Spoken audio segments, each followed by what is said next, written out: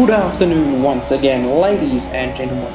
Welcome to the 7th round of PRL Season 10, the Canadian Grand Prix. That's you into P2. My first flyer saw me into second position on the grid provisionally behind Stuart Mackenzie's Williams. The first two sectors on my second and final lap saw me purple and potentially challenging for that grid slot. However, out of the final chicane a bit sideways, avoiding the Wall of Champions, and the Delta went red.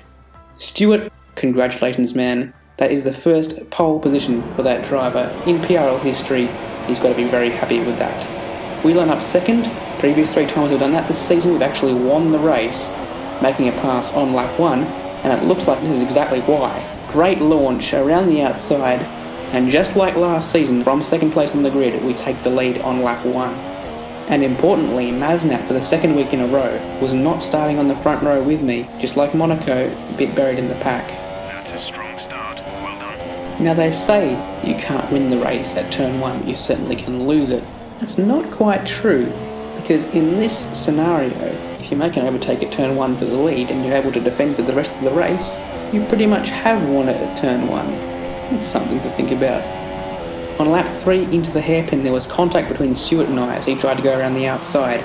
Unfortunately he clipped me into pushing him wide, a vicious circle of pushing each other wide, and it just meant he had a very poor run through there. Thankfully neither of us sustained any damage or lost any positions, but he was still glued to my rear once again through the hairpin, this time looking up the inside, possibly not as great of a move because the traction on the outside is far superior.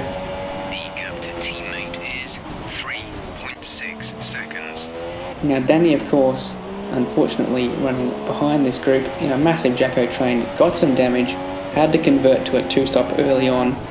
Might not be too much of an issue though, because the transit time in this pit lane very small, and Stuart, talking of small, that's the gap between he and I, very small. Now I knew that I couldn't push hard in this opening stint. Last season it cost me the race because I pushed so hard that my rears overheated and I started losing rear grip. Dregler got through and went on to win the race. This time I knew with the lead I could just afford to defend. I'd set my car up for straight line speed, so it shouldn't be too much of an issue, even with the DRS for cars behind, to maintain the lead. And that's exactly what occurred in this race. Danny trying to catch up on that alternate strategy, working quite well for her, but Stuart maintained this attack. He was very determined to get by, but didn't do anything unfair, so credit to him for that. And as you can see, even with great traction, down this long straight with the DRS, which was enough to keep me in front. I actually had very low wings, but there was no way he was getting to the inside. I maintained the inside line, made sure not to give him any better exit speed down towards turn 1, because that was also a potential passing opportunity for the Williams driver.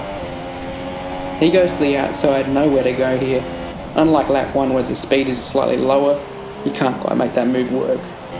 Danny still catching the field at a rate of knots, lighting up the scoreboard. As you can see, throughout the race we actually were falling back towards her, judging by where those purple lap times were popping up.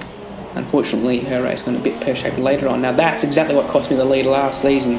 I slip up into that corner, this time not quite as bad.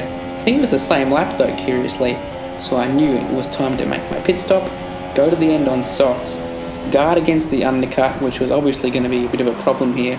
Now if Stuart had not turned in there and had maintained the outside line, he may have actually been able to get around the outside of me there with the traction. Unfortunately he made his line a bit too sharp and was unable to make it around me. I'm going to give him the inside this time though, as I intend to go straight into the pits and not defend the position, not losing myself any time. In fact I actually probably made his line not quite as good into the chicane on that lap. Worked out quite well for me. Complete, go now. What didn't work out quite as well was where I popped out. Unfortunately right behind my teammate and a gaggle of cars that she was closing in on at a rate of knots. Maznat was in there as well, having also converted to a 2-stop, and Crook was also in there having not stopped yet. And unfortunately Danny, despite saying she was going to go easy into that chicane in the party chat at the time, still actually ran into the back of Crook, who went even slower than she expected. So her race even more damaged now with that front wing not intact. She needed to make another early pit stop for this second time in the race.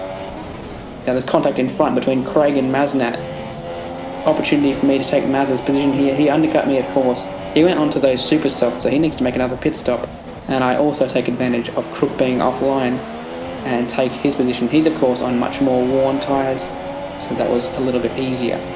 Next was Craig in the Red Bull, and he lagged just at the right time. I popped out of the slipstream. I'm very glad I did, because obviously in HRL that didn't work out quite as well. When Apollo lagged, I was down to 3 wheels at that stage, so that was a little bit better. Now we're trading fastest laps with Maz. He was actually quite a lot quicker at this stage of the race, obviously being on the softer compounded tyre, but there was once again no way through. We overtake his teammate there, who went very long. Danny's still trying to catch up, unfortunately compromised by the strategy. Maz eventually makes his second pit stop. Wayno, great strategy by him, crosses the line second, unfortunately gave that up to his teammate with a penalty. Maznat, of course, with that late pit stop, charged back through the field, overtaking Stewart late on for that third place. So onto the podium, a double podium of course for Renault.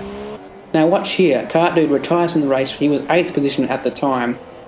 His car clearly made it over the line though. So despite the classification, which you'll see in a second, saying he was a DNF, we actually bumped him back up to 8th because he obviously completed the race all 35 laps in that position. But there it is, we're on the top step of the podium once again with victory in Montreal. I've been Jacko, I look forward to Baku in 1 week's time. See you then.